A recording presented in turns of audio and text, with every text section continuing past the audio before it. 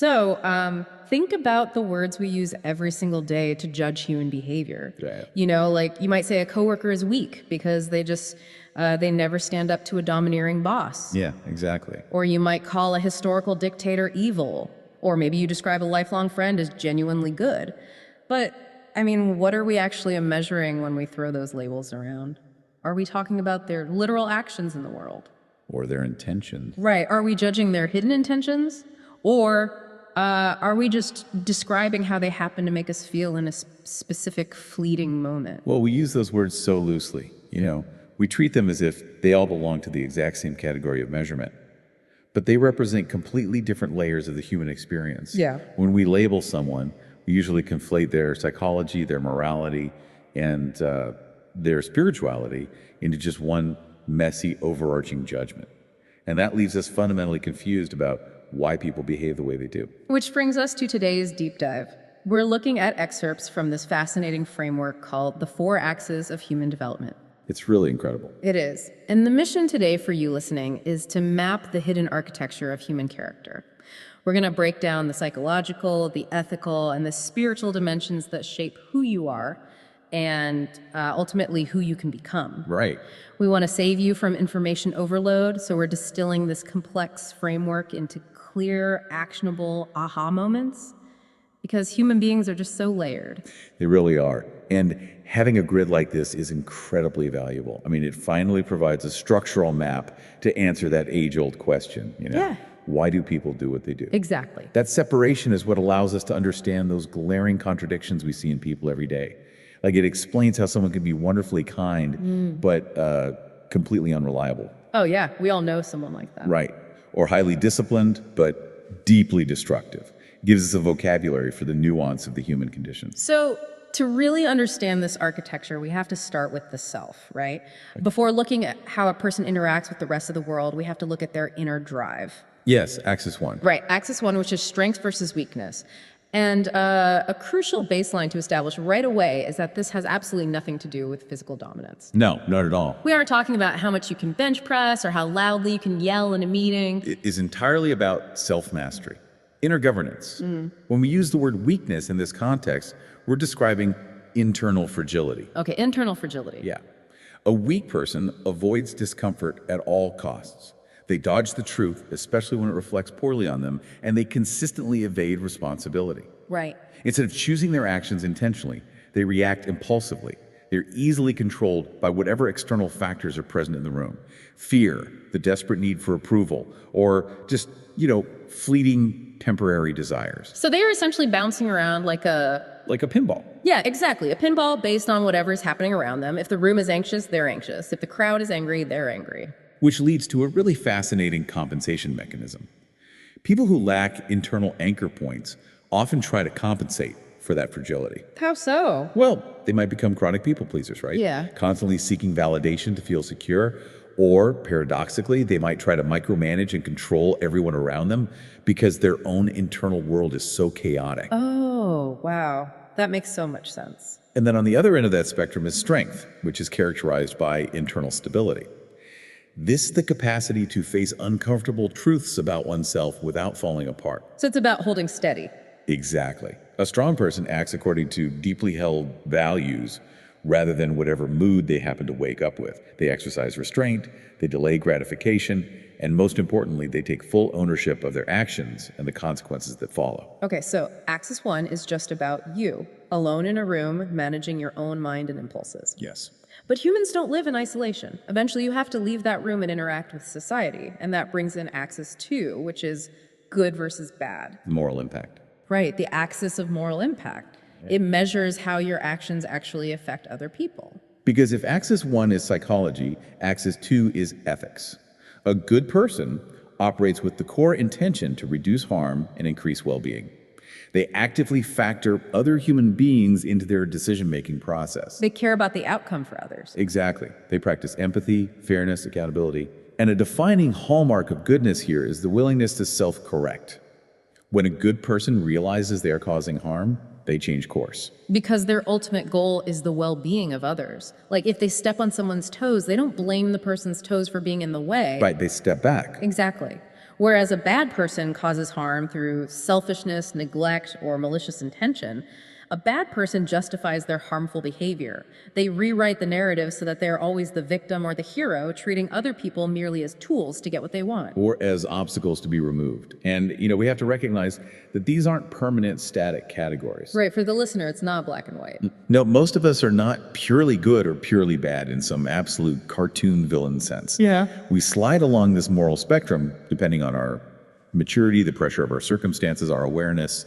It's a dynamic state. I was actually thinking about how to visualize these first two axes interacting, and it reminds me of driving a car. Ooh, I like that. Yeah. So axis one, the strength axis, is having your hands firmly on the steering wheel. It's your ability to control your own vehicle, keep it in the lane, and not veer into a ditch just because a bug flew through the window. That's self-mastery. Yes. But axis two, the goodness axis, is making sure you don't run over any pedestrians while you're driving. That analogy perfectly captures the dynamic.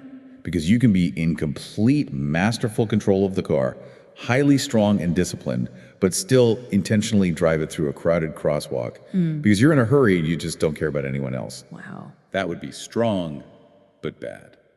Or, conversely, you could have terrible control of the car, constantly swerving because you're internally fragile and easily distracted, but you're desperately, sweatingly hoping you don't hit anyone. That would be weak, but good intentioned. Right. Which honestly raises an interesting question. If someone has total control of their car and they never hit any pedestrians, isn't that enough? You'd think so. Right. Like if everyone just mastered their inner impulses and didn't harm their neighbors, the world would be a perfectly functional place. Why do we need another layer? Well, because a functional place isn't necessarily a truthful or connected place. Controlling yourself and not harming others is a great baseline, but it doesn't address our relationship to reality itself. The bigger picture. Exactly. This requires us to zoom out to the existential level, moving from psychology and ethics into spirituality. This is axis 3, godly versus evil. It asks, how aligned are you with truth and unity? Okay, wait. I want to push back on this on behalf of anyone listening who might be skeptical of the terminology here. Yep. Isn't being good like the exact same thing as being godly? If you aren't hurting people, aren't you by definition aligned with the good and therefore godly? I mean, that is the most common point of confusion when looking at this framework. Goodness, as we established, is horizontal. It's about your practical impact on the people around you. Godliness, though, is vertical. Vertical, It is about your alignment with reality. You can be a good person by simply minding your own business, keeping your head down, avoiding conflict, and never being outright mean to anyone. You are not causing harm. Just staying in my lane, not hitting pedestrians. Right. But being godly requires an active pursuit of truth, even when that truth shatters your own comfortable ego.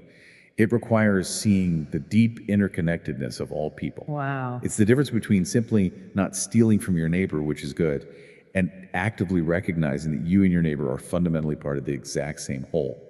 One is a behavioral boundary, but the other is a profound shift in how you perceive reality. Okay, so goodness is about minimizing damage, but godliness is about active connection to the truth of how the universe works, which, if you think about it, flips the definition of evil on its head in a really fascinating way. It does. Because evil isn't presented here as some dark, glowing energy or a monster under the bed. It isn't a thing at all. No, across many traditions, and specifically in this text, evil is framed not as a substance, but as a separation. It is a turning away from truth and unity. A separation? Yes. An evil person knowingly distorts reality for their own gain. They harm others without remorse. But fundamentally, they do this because they are completely identified with their own ego, with the pursuit of power and domination. Right. They actively move toward fragmentation.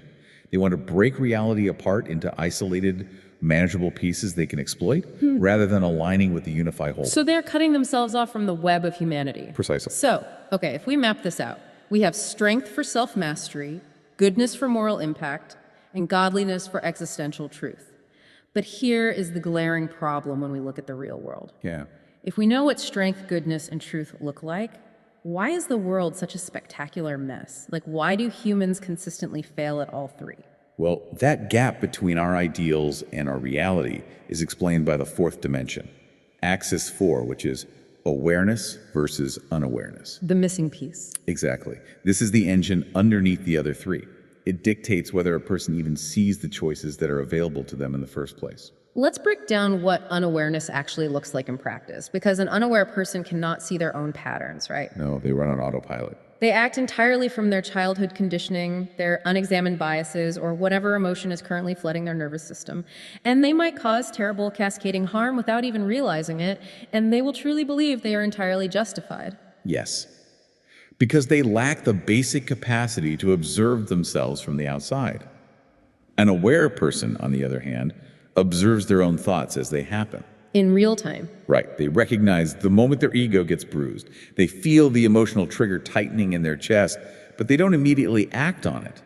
When something happens, an aware person has the ability to insert a pause between the stimulus and their response. And that pause changes everything. That single pause is where human freedom actually exists. You know, this completely solves a paradox I've wrestled with for years. Have you ever known someone who is genuinely good-hearted, like they would give you the shirt off their back, but they somehow leave a trail of destruction in their relationships? Oh, absolutely. It's baffling, but this framework explains it perfectly.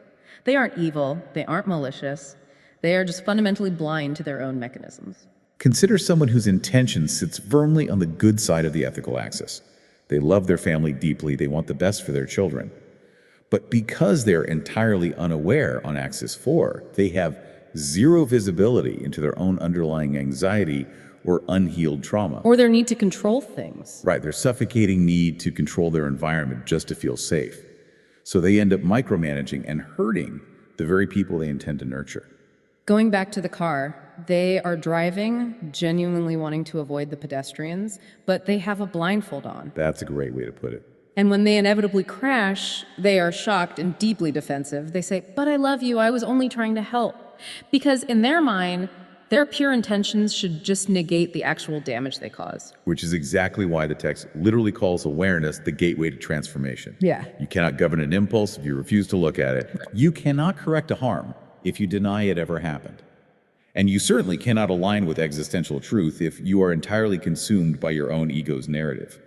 Cultivating awareness is the absolute prerequisite for moving positively along any of the other 3 axes. Okay, so now that we have the full board, strength, goodness, godliness, and awareness, we can start mixing them together, because nobody is just one of these things. No, human beings are messy combinations of all 4 axes at varying levels. Yeah, let's look at those combinations. The multidimensional nature of character really snaps into focus here. Let's take someone who is good but weak. This is the classic chronic people pleaser. They are kind, they genuinely care about others, but they lack internal governance and the ability to tolerate discomfort. So they just cave? Exactly.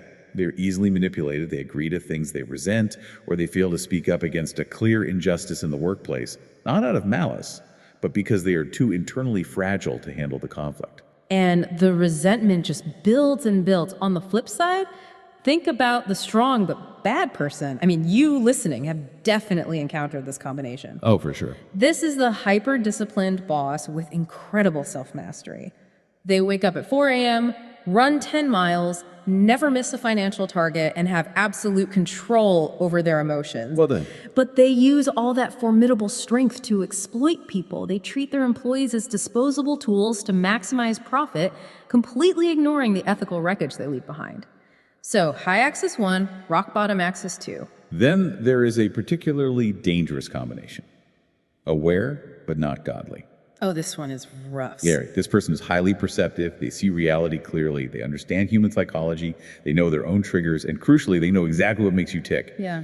But because they completely lack that spiritual alignment with unity and compassion, they use their profound awareness in entirely self-serving ways. This is the charismatic manipulator. This is the person who uses therapy speak to gaslight their partner. Right? Yes, exactly that. They have all the vocabulary of emotional intelligence. They talk about boundaries and holding space, but they deploy those concepts as weapons to win arguments and control the relationship.